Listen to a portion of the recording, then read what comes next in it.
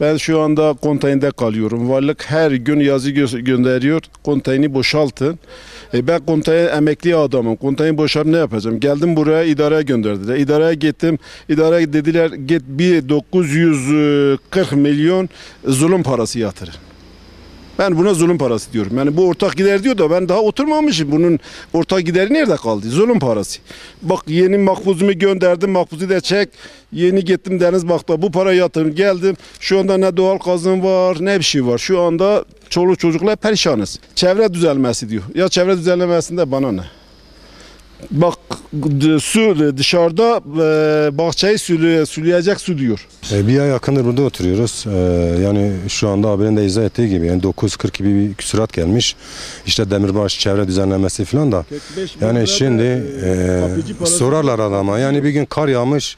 Kar dahi temizlenmemiş. Yani görün arkadaş buraları alsın. İşte kapıcı parası gelmiş. Bugüne kadar kapıcı görmemişiz. Doğal gaz diye bir şey gündemde, doğal gaz diye bir şey yok. Artık kardeşime diyen bir gün asansörler kapalı. Yani bir gün hiçbir faaliyet olmamasına rağmen benim bulunduğum bina şu anda 24 daire, benden başka oturan yok. Onun dışında oturmayan, bir güne kadar gelmeyen insanlara dahi yüklü ceyran paraları gelmiş. Bu noktada mesela ciddi bir sıkıntımız vardır. Yani bir tane yetkilinin çıkıp bu noktada bu toplumu aydınlatma gibi şey olmamıştır. 5. etapın yetkili insanlarına işte bir telefon numarası vermişler. Telefon açıyoruz. İşte 2'de 1 tamam giderlerce gidip o şekil geçiştiriliyor. Yani bu noktada ciddi bir sıkıntı var yani. Artı yani bizim buradaki sistemimiz haksız bir talep vardır. Hani bir gün tamam demirbaş diyor bize bunun faturalansın, bu demirbaş gelmiş. Çevre düzenlemesi diyor. Tamam en azından desin insanlar kar atmış. Oradaki işçiler çalışmış. Bir gün kapıcı dahi yok yani. Mehmet Nebir Ençber 3 ay önce konteynerler boşaltılacak dedi. Biz konteynerimizi gittik verdik. Ondan sonra 1-2 ay işte hemen hemen 1 ay oldu. Anahtarımızı aldık. Geldik, binaların içi berbat. Pislik içindeydi. İnşaat malzemeleri falan. Halen doğru düzgün inşaat işleri bitmemiş. Geldik kendimiz evimizi temizledik. Taşındık, içinde oturalım, hasta olduk. Doğalgaz yok. Doğalgaz gittik sorduk. Verilecek işte bugün, yarın. Her gün bugün, yarın diyor. Ondan sonra 10-15 gün aynı laf cebimize mesaj geldi. Ortak gider diye. Ortak gider ne gideridir bu? Ben kendim gittim TOKİ mühendisine, dedim kardeşim neden binaların temizliğini yapmıyorsunuz? Tabii o bize aittir dedi. Gelip temizlemediler. Ondan sonra İlafet'teki müdür beyin yanına gittim. Dedim durum bu vaziyet dedim. Doğal gazımızı verin. Biz ısınalım, taşınalım. Binalar boş, kimse gelmiyor soğukta. Millet perişan oldu. Bir de konteynerler toplanıyor. İnsanlar sokakta. Gelip oturalım, doğalgazımızı ver. Tabii ben haliyle, ben vatandaş olarak elektrik, su faturamı, doğalgaz şeyimi gidip aboneme olacağım. Ne yaktımsa onun parasını vereceğim. Şimdi doğalgaz bayisi 1,5 trilyon para istiyormuş. Doğalgazı vermesi için. Bu teminat parasıymış. Bunu da bizden almak istiyorlar.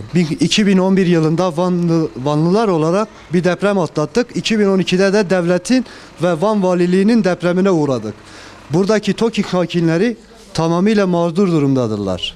BİG'e 23 Ekim'de anahtar teslim edilecek demesine rağmen şu anda 25 Aralık'ta olmamıza rağmen halen de binalarımızda, evlerimizde inşaat devam etmektedir.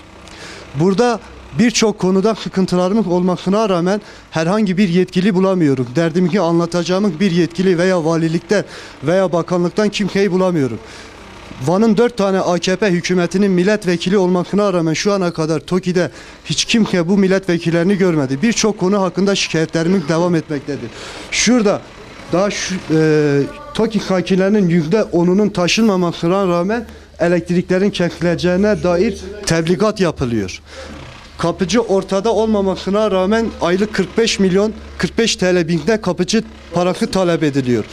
Ortada bir doğalgaz olmamasına rağmen, çevrede hiçbir yapılanma olmamasına rağmen 940 lira ortak gider talep ediliyor. Başbakanımız bir söz verdi, dedi ki anahtar teslimi, hiçbir gider ödemeden kapını açıp gidip içinde oturacaksın.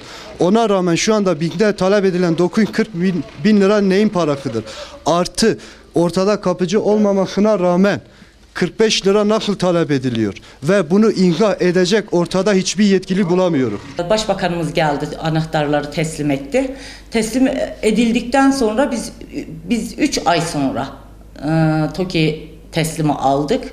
3 ay sonra faaliyete geçmemiş. Temizlikti, suyu, elektriği, bunlarda bayağı şikayet, herkes, yani bütün TOKİ'ciler, herkes şikayette bulundu. Bu bir hafta içerisinde bize TOKİ'lere taşınacaksınız, TOKİ'lere yerleşebilirsiniz diye haber verildi afetten. Gidip anahtarları aldığımda bana kaldırıp dediler ki 1.800 mi 1.900 yakıt parası verilecek, artı 125 milyonda ortak gider diye bir şey çıktı. Ben de bu Beşir Atalay Başbakanımız, bakan buraya geldiğinde kaldırıp dedi ki yakıt parası bir yıl ödenmeyecek. Bunu sorduğumda bana hayır efendim ödenecek. Ama kapıda da satılmaz diye torbaların üstünde satılmaz ibaresi yazılan kömür torbalarını gördüm. Satılmaz diye bu ibareyi vurmuşlarsa bizden neden 1 milyar 900 kömür parası alınıyor? Okulumuzda kaloriferler yanmıyor, lavabolar pis. Bazı günler UFO yakıyorlar ama elektrik gittiğinde üşüyoruz. Öğretmenler de bize anlatıyor her şeyi ama neyi anlatıyor mesela öğretmenler? mesela öğretmenler diyor ki kaloriferler yanmıyor diye şikayet edebilirim diyorlar ama yakmıyorlar. Bunun dışında ne eksiğiniz var? Lavabolar çok kirli. Lavabolar kimse temizlemiyor. Yok, temizlikçiler de bazı günler hiç temizlenmiyor.